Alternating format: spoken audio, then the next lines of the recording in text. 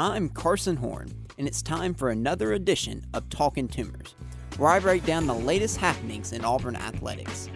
Let's get rolling.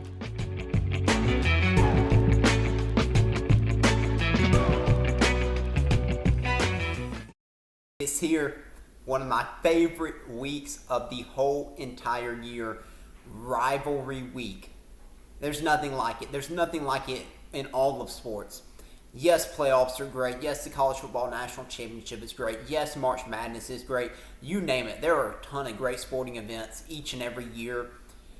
But nothing tops rivalry week. It starts really on Friday now, on Black Friday. We get it all through Saturday. And, of course, this year it is going to culminate with the 90th edition of the Iron Bowl. I cannot wait. I am so excited for this game. Look, I know these last 5 years, things have been tough for Auburn. The Iron Bowl hasn't gone Auburn's way, but maybe that changes this year and in this game. We will break it all down on this edition of Talkin' Toomers. Thank you so much for tuning in to this week's episode. I know, it's a busy week. It's Thanksgiving. There's plenty of stuff that I'm sure is taking up your time.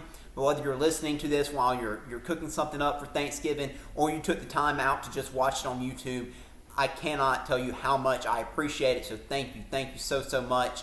We've got a ton to dive into today. Yes, we've got to talk about Auburn football. We're going to do a deep dive into the Iron Bowl and preview that game. We also have to talk about Auburn basketball. It's a massive week for Auburn basketball. It is feast week, as college basketball fans call it, so a lot to dive into there for Auburn basketball's tournament in Las Vegas for this week.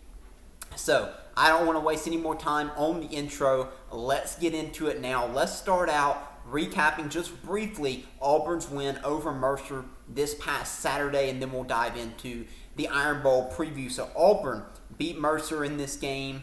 62-17. A blowout win. This game was not a blowout from the start. The first half of this game, and really the first quarter of this game, was frustrating to watch if you were an Auburn fan. Mercer gave Auburn everything they wanted and then some, especially offensively. Auburn's defense struggled to slow down Mercer, and we talked about last week on the show, this Mercer offense for their level is one of the best in the country, and they showed that early in the game. And DJ Durkin was asked after the game, hey, what was going on with your defense? Why the struggles? And, what scheme change did you make? And, DJ Durkin, pretty honest, said, we didn't make any scheme changes. We just essentially had a lock in. And this team, you could tell, the motivation was just not where it needed to be. The energy and the effort was not where it needed to be early in this game for Auburn's defense. And the intensity and effort that we're used to seeing out of this defense was not there. But to DJ Durkin's credit and to this team's credit, the defense adjusted and locked in and really shut down Mercer. The rest of the game, the offense pretty much clicked from start to finish. That's where all the attention is, because Deuce Knight made his Auburn, not his debut, but I guess his debut as a starter for Auburn. Much better result than the few snaps he got in the Ball State game, I believe it was. Early in the year, he looked like the five-star freshman that he was advertised as coming out of high school. He had over 400 yards of total offense. He had 6 total touchdowns. He ran all over Mercer. He threw all over Mercer. He did whatever he wanted. It was very impressive. It was exciting to see. Of course, we do have to remember the competition level. I get that. So that you have to be careful of jumping out ahead of where he is at right now. But man, that should give you hope for the future of Auburn football if Auburn is able to keep Deuce Knight on this team, whoever the next head coach is. If they are able to keep Deuce Knight, that would be a massive deal, and really looking forward to his future. I think, as he showed yesterday, he's got a bright future. Still, there's going to be plenty of development that will need to happen for him to reach his full potential, but you saw the skills are there, the talent is there. He's a great athlete, but beyond that, the dude just has an absolute cannon of an arm. And I think he's going to be a special player. So he was fun to watch. It got Auburn fans excited. And it really, not that I think Auburn fans were not looking forward to the future and they will be under a new head coach, but really legitimized that, hey, there's something here. And maybe we don't have to go out in the transfer portal and get another quarterback. Maybe Deuce Knight is the guy at Auburn in the future at quarterback. So we'll see. Of course, I know there are some comments about, is there going to be quarterback controversy now for the Iron Bowl? No, there's not going to be. Ashton Daniels is going to start that game. Now, will Deuce Knight be the backup in that game? Sure, if we want to talk about that, I think it's likely he will be the backup in that game. in the Iron Bowl. But Ashton Daniels is going to start. He deserves that. But Deuce Knight did a phenomenal job. At the very least, though, you could argue that at least Bama might have to prepare for him, although I don't know how much different their preparation will be because Ashton Daniels can run too. Because I guess Deuce Knight's a lefty versus Daniels being a righty. But nonetheless, it was a positive for Auburn. But Ashton Daniels will be the quarterback in the Iron Bowl for Auburn. Now, who's going to be the quarterback come 2026? I think Deuce Knight certainly has tossed his name into that race there. Okay, now let's get into it. Let's preview the 90th edition of the Iron Bowl. Everything is on the line here for Alabama. All Auburn can do is spoil Alabama's season and, win the Iron Bowl. If that wasn't enough for you, which just winning the Iron Bowl should be enough for anyone who bleeds orange and blue, but if that wasn't enough for you, Auburn can spoil Alabama's season. Alabama comes into this game now. If they win, they're in the SEC championship game and more than likely in the college football playoff. Do not think they're going to get knocked out of the college football playoff by losing the SEC championship game. If Auburn wins this game against Alabama, Auburn will knock Alabama out of the SEC championship game and will likely knock Alabama out of the college football playoff. So not too much on the line. All the pressure in this game is on Alabama. Auburn has no pressure in this game. Auburn is not the favorite in this game. Now, there's going to be plenty of people that expect Auburn to win this game and predict Auburn to win this game. I'll get to my prediction in just a little bit. But the pressure's on Alabama. Look, Auburn's sitting here at 5-7. Yeah, as you win, that's a bowl game. That's great, whatever. But a lot more is on the line for Alabama in this game. Auburn should be able to play loose, should be able to play free, and just go out there and play the best game that you can play. It's going to be a cold game. I know James Spann's latest forecast today was that we're looking at a kickoff in the 40s. Could get into the 30s during this game.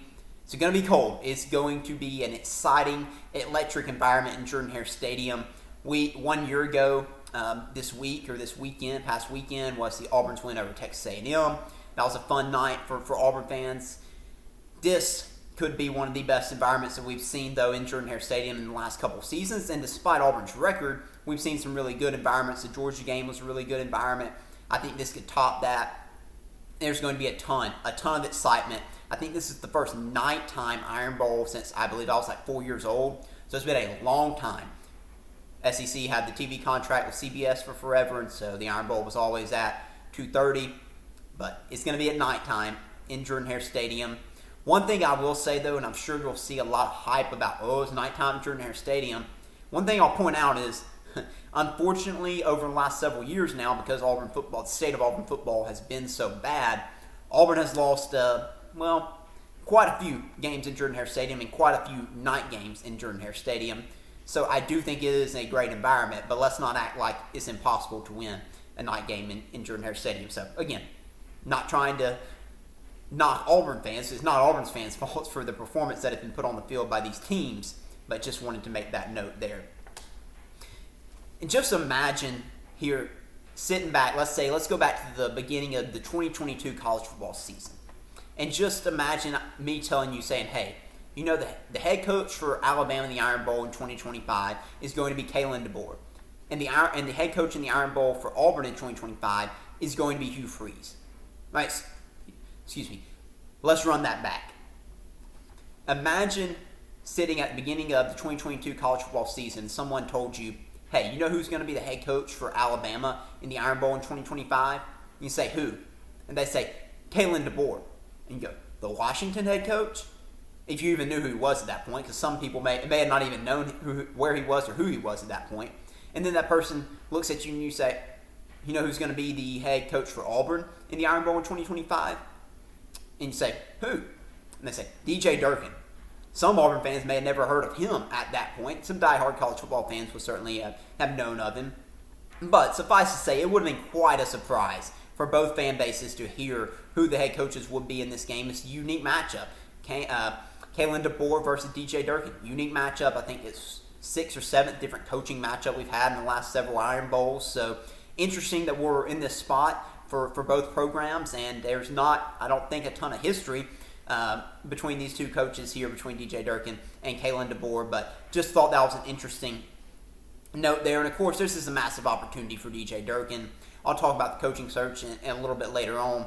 But he's the interim head coach. Massive opportunity here for him to get a win. Okay, so those are all the overarching storylines that are in this game. I'm sure there's more. Those are just a few that I was thinking of. But let's get into how this game could go. What's the game breakdown for Auburn and for Alabama here? So, first question that many people are going to ask is, does Auburn have a chance? And my answer to that is absolutely Auburn has a chance in this game. The line, depending on where you look, the Vegas line's around 5.5 or 4.5. So Vegas thinks it's going to be a very competitive and close game. Let me read you the results since 2017 in Jordan-Hare Stadium in the Iron Bowl. Iron Bowl in Tuscaloosa hasn't gone very well for Auburn, but at home, 2017, Auburn won. 2019, Auburn won. 2021, Auburn lost the game in 4 overtimes. In 2023, we know Auburn lost that game on a close to last-second touchdown from Alabama. So yeah, Auburn has a chance, and history tells us that Auburn has a really good shot if this game is at home. Now, I've seen some people pointing out that usually big upsets anyways, don't happen in the Iron Bowl. But what if I told you this wouldn't be a massive upset? Again, look at the line in this game. That's 4.5 is not a massive upset. A massive upset is just a favorite losing. That is a massive upset. The record doesn't do justice to what type of team Auburn is. Auburn is, as Auburn fans know, is a much better and much more talented team than the record would lead you to believe. So, yes, I get your point. Those who are making that, massive upsets don't happen much in this series. Well, one, what has been, won't always will be. But number two, I also don't think this would be a massive upset if Auburn won this game. A lot worse Auburn teams and a lot better Alabama teams have played in this Iron Bowl in the last several years, and they've been extremely close. You've got a better Auburn team and I believe a worse Alabama team than some of these previous seasons, and Auburn still almost won those games. So I think it's going to be a competitive game, and Auburn's going to have a great chance to win it. But how does it happen? How does Auburn win this game? Let's start out defensively. What does Auburn need to do defensively to win this game? I'm sure a big talking point this week on many shows will be Auburn's rush defense versus Alabama's rush offense. Alabama's 115th in total rush offense. Really bad. They cannot run the ball. They haven't been able to run the ball all year. And we know Auburn is great against the run. However, I don't think that's that big of a deal. If Alabama was still reliant on running the football, I think it would be a bigger deal. Alabama is not. They've shown they can have success offensively despite not being able to run the football. So, yes, they are pretty much one-dimensional offense, but that doesn't mean they're a bad offense. They still have been a solid offense despite that, and that's a testament to Ryan Grubb, their offense coordinator, and Ty Simpson, that whole team, to be able to have success despite being one-dimensional. Give them a ton of credit for that. Now, with that being said, that doesn't mean that Auburn can just say, hey, we're going to put 5 in the box every play, and we're going to say we still can stop your run. No, Auburn still needs to make sure they take care of business and don't let Alabama have an abnormal, solid run game against them. But I don't think it's a big deal. I think defensively, this is going to come down to Auburn's ability to slow down Alabama's passing attack. How do you do that? I am concerned about Auburn's secondary. Auburn's secondary isn't bad.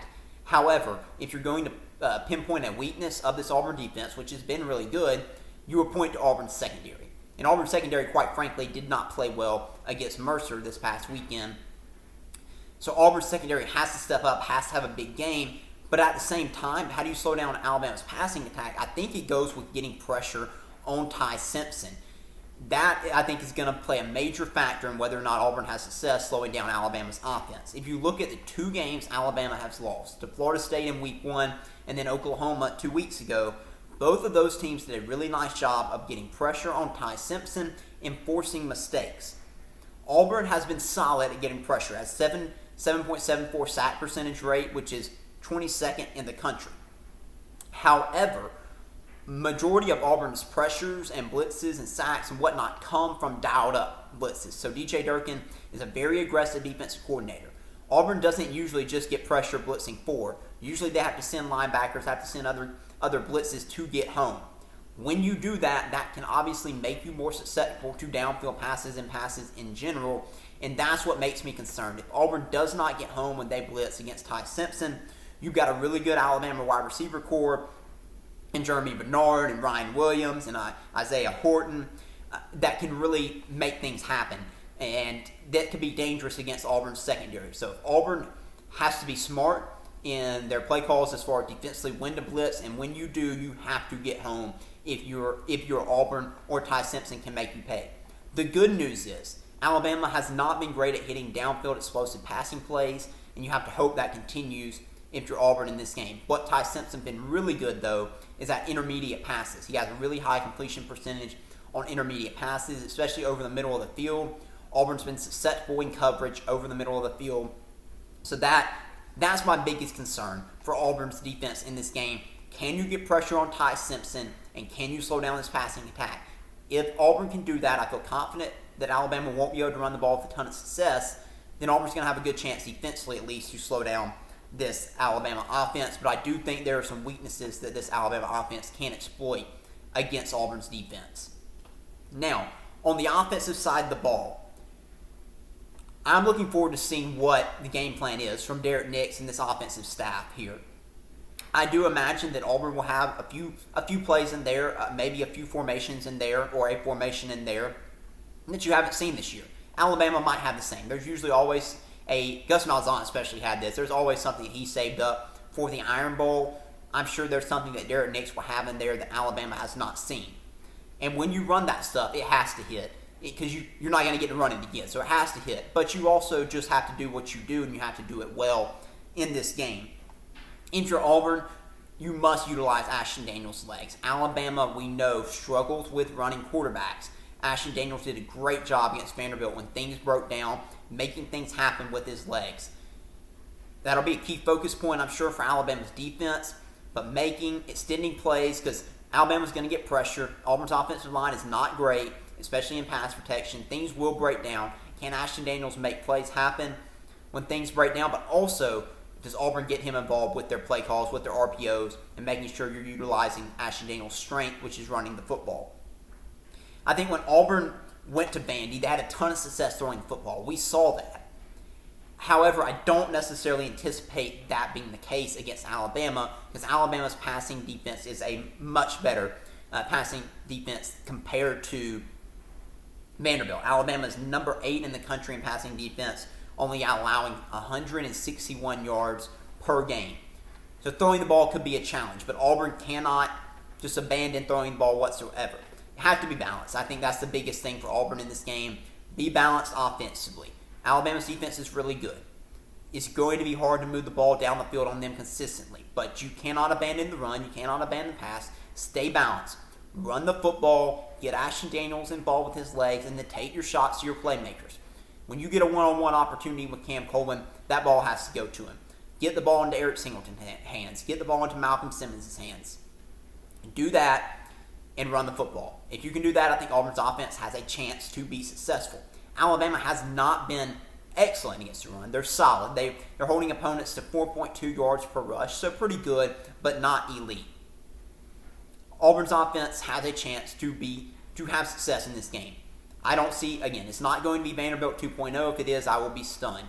But there are weaknesses that I think Auburn's offense can exploit in this game to have success. And then another area that I think could be really, really important in this game that we often ignore in previews is special teams. Look, Auburn's special teams could be crucial in this game. We know Auburn already had a kick return for a touchdown in week 1 against Baylor. So Rashawn Pleasant, can he have good returns, set up nice field position for Auburn? Punt returns. We know in the Iron Bowl that has haunted Auburn before. Catch the ball first. Catch the ball. Do not turn it over. Field position could be very important. If this game is a lower scoring game, which I think it could be, field position is going to be extremely, extremely important. And then the kicking game. So we know, if you've been following at all, Alabama has struggled in their kicking game this season. Throwing back to some of the Saban years, had a few years in there where they actually had a good kicker. Not currently. Their kicking game has been a struggle. On the flip side of that, Alex McPherson has not missed a kick since the Missouri game. He had a 47-yarder and a 49-yarder against Mercer this past weekend. That could be an advantage for Auburn. So field position, giving yourself at least a chance to score in this game each and every time you have the football, really big for Auburn. Okay, let's get into scenarios of how this game could play out, and I will give you my prediction. So, if Alabama will win this game, if their passing attack is locked in and Auburn struggles to slow it down. If Auburn can't get pressure on Ty Simpson, if the secondary cannot slow down these Alabama receivers, and Ty Simpson just picks apart Auburn's secondary, Alabama's going to win this game. Auburn is not built to get in a shootout with Alabama, I don't believe. And then, of course, offensively, if Auburn struggles to run the ball and Ashton Daniels just really can't get going, Alabama's going to win this football game. On the flip side, Auburn wins this game if you can affect Ty Simpson, force him to make mistakes, get pressure on him, don't let this passing attack beat you, win the turnover battle. I think that's going to be crucial. Ty Simpson had been really good at not turning the football over. He turned it over against Oklahoma. He turned it over against Eastern Illinois. Win the turnover battle. And then offensively, your playmakers got to step up. They got to make plays. You got to be able to run the ball with some success. But Cam Coleman, Eric Singleton, Malcolm Simmons, Ashton Daniels, they have to go make big-time plays in a big-time game if Auburn is going to win this game. And I think the points I'm circling for Auburn's defense is 24. I think if Auburn can hold Bama to 24 points, I think Auburn's going to have a really good chance at winning this game. I think Auburn's offense can get over that mark. I may be wrong on that, but 24 points is kind of what I'm circling for Auburn's defense to hold Bama's offense to in this game. Okay, so what's my prediction? I'm picking Auburn. Maybe it's the orange and blue coursing through my veins right now. Maybe that's the reason. Probably is the reason, quite frankly. But I don't know. I just feel something different. I think the talent roster of this team is good enough to do it. I think now that you're in, 4 weeks now as DJ Durkin's been the interim head coach. I know this is only the third game, but you had a bye weekend there. 4 weeks, DJ Durkin's been the interim head coach. Derek Nix has called multiple games now as the only play caller for Auburn. I think there's some confidence to this team. I think they're going to be locked in. I think Bama's successful in some areas that Auburn can exploit. And I think Jordan Hare provides an excellent environment, and Auburn is finally able to take advantage of it, and Auburn finds a way to get the win. After everything that Auburn, this program, this fan base have been through over the last 5 years, we know Auburn fans deserve it. We know these players deserve it, but you got to go take it. You got to go win it. Because Alabama's not going to give this game to Auburn. Auburn has to go out there and be the better team. You don't have to be the better team any other week of the year, but if you can be the better team on Saturday, you can win this game, and you can start to bring some life back to this Auburn football program as it heads into 2026, and I think Auburn finds a way to get the win. So, I don't know when the last time was that I picked Auburn to win an Iron Bowl. I do think it's been a long time, but I'm doing it this year. I think Auburn upsets Alabama and wins the 90th edition of the Iron Bowl. Okay, so moving on now, off of football, on to basketball. Auburn Basketball is in Las Vegas as we are recording this. They will play 3 games in either 3 days or 4 days, depending on how the bracket shakes out. This is a massive tournament in Las Vegas called the Players Era Tournament. I can't tell you exactly how many teams there are that are in it, but there's a lot. So, Auburn's first 2 matchups are set. Third matchup is dependent on how the first 2 games go. Auburn will play Oregon and Michigan on Monday night and Tuesday night. 7 o'clock tip-off Monday night against Oregon. A 7:30 tip-off on Tuesday night against Michigan. Massive opportunity this week for Auburn in Las Vegas. Auburn came so close, we know, last Sunday to beating Houston and picking up a massive quad 1 win. They weren't able to get it, though. You're going to have multiple quad 1 opportunities out here in Las Vegas, so a chance to pad your resume, a chance to continue to get better and figure out where you're at, figure out your strengths, figure out your weaknesses. So I'm looking forward to this week. We'll continue to find out more about this Auburn team. Was that Houston game a one-off, or is this team really built to compete for championships again this season? Just a little bit on Oregon and Michigan, and then I'll get into kind of what I'm watching for from this Auburn team this week. Oregon, they haven't faced the toughest of competition yet. They are undefeated, but again, schedule has not been the toughest. Their defense is ahead of their offense right now. They've been really good defensively. Offensively, it's been a little bit of a struggle for them, but they do have some really talented players on this team. A couple guys that Steve Pearl mentioned that Auburn recruited out of high school, so the talent is there. They have a really good coach who's been at it for a long time. So they're a talented team, a team that and certainly beat Auburn on Monday night. So that'll be a fun one. Tuesday night's game is against Michigan, who is a top 10 team right now in college basketball. They spent arguably the most money in the transfer portal this past cycle, had the best transfer portal class probably in the country. They are a much better and different team than Auburn saw in the NCAA tournament this past season. They do have a few returning players from that NCAA tournament team, but it's a lot of new blood on that team this year. Jaxel Lindenborg, if you're familiar with basketball in the state of Alabama, you know he was a star at UAB. Well, Michigan landed him, and this Michigan team has been top 10 in defensive efficiency so far this season. So a really good team, a team that looks to be one that's capable of making a Final Four and winning a national championship this year. So that'll be a tough challenge on Tuesday for Auburn as well. So what am I watching for in this tournament against Auburn? As I mentioned, we know the first two games. We don't know the third game yet. First off, can Auburn continue to bring the same intensity and the same effort that it brought in the Houston game? I was pleased, for the most part, with the intensity and effort Auburn brought in the Jackson State game after the Houston loss. But Jackson State's the worst team Auburn's going to play all year. So can you bring that intensity and that effort for 3 straight games possibly in this tournament? Because that's what it's going to take if you want to win these games. Not going to be easy. It's going to be exhausting. What are you made of? Are you ready to get in there and battle for 40 minutes each and every day of this tournament? And I'm looking forward to seeing what the competitive character of this team looks like in Vegas. They showed a lot of it against Houston, but again, that was one game. Can you do it for multiple games? Number 2, can Hahn get going? I thought he had a good game against Houston. I know the shooting percentage still wasn't great. I think he's doing a tremendous job of running the offense. I really do. I think his passing's been really good. I think he has great command of the offense and his distribution of the ball. I think he's been better defensively. So I give him a ton of credit. Those are the things we focused on. And I'm proud of him for not allowing his poor shooting to affect those other areas of his game. However, he hasn't shot the ball well. In fact, he shot it atrociously, if that's the word. It's been really bad. Auburn needs him to start shooting the ball better. It's in there. We know that. He'll find it. It has lasted longer than I anticipated. I figured he'd snap out of it by now. Can he snap out of it in this tournament? It's really easy when it's a tournament to get hot because you don't have any off days. You're back to back to back. So can he get hot, snap out of his struggles here? Auburn needs it, especially if Keyshawn Hall can go in this game. That was about what I was going to get into next, which was how does this rotation play out? The rotation for Auburn has been really tight. We've talked about it ad nauseum, I feel like about this team's depth, how it is lacking right now. That Auburn has only really about 6 players that you can truly count on.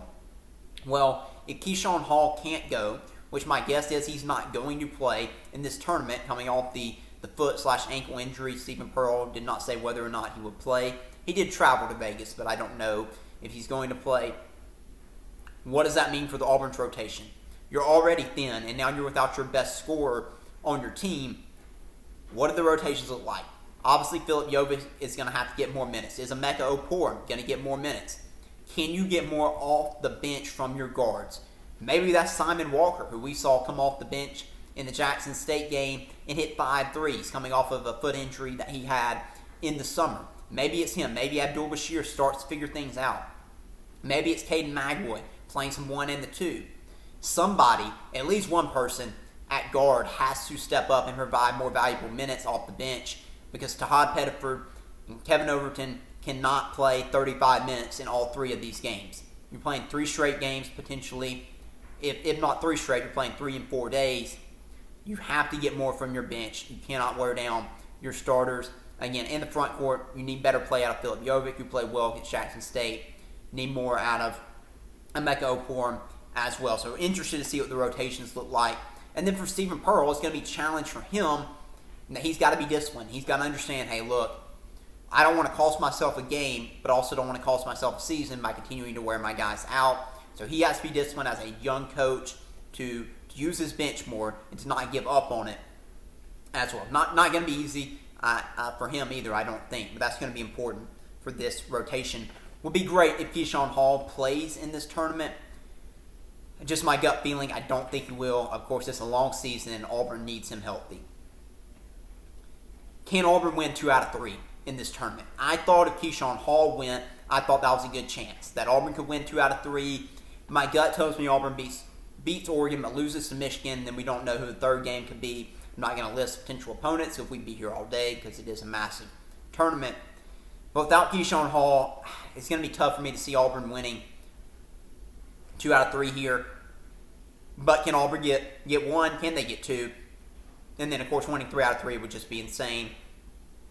I don't see that happening, though, in this one. But you need to build your resume here. You really don't need to go out in Vegas and go 0 for 3. Is it going to kill you? No, but it's going to make it hard for you to really make a statement for this season and really move the needle with your resume. I know it's still early in the year, but 0-3 would set you back a little bit. So really hope Auburn can go out there and play good basketball and pick up a couple wins. That would be the ideal scenario for Auburn. We're going to find out, though, where this team is at the end of this week. Again, whether it's finishing on Wednesday or finishing on Thursday. They're going to face adversity. There's going to be some tough times in this tournament. That'll be good for them. Looking forward to seeing this team continue to grow, continue to develop chemistry, as we're forgetting that they're still a new team. They're still getting used to playing with each other. They're still developing that chemistry. I've been very pleased with the development of this team so far this season. They are further along than I thought they were going to be after watching the first exhibitions and the game against Bethune-Cookman. But we'll continue to find out more this week about where they're at and where they need to continue to grow and develop. So really looking forward to that. It's going to be an exciting week for Auburn fans. Rivalry week is here. Feast week is here. Enjoy the time with your family. Enjoy the time watching Auburn basketball. Enjoy the time watching the Iron Bowl on Saturday. And we will be back with another edition of Talkin' Toomers next week after Thanksgiving to break it all down. Hopefully celebrating a great week for Auburn athletics. I would say Auburn fans deserve it. Auburn fans do deserve it. We'll see if Auburn fans get it this week. But really, I hope everyone has a happy Thanksgiving, and we'll see you again next week.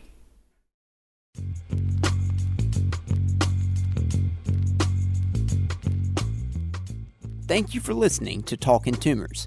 If you liked what you heard, make sure to subscribe and follow @Talkin' Toomers on social media so you'll never miss an episode. War Eagle.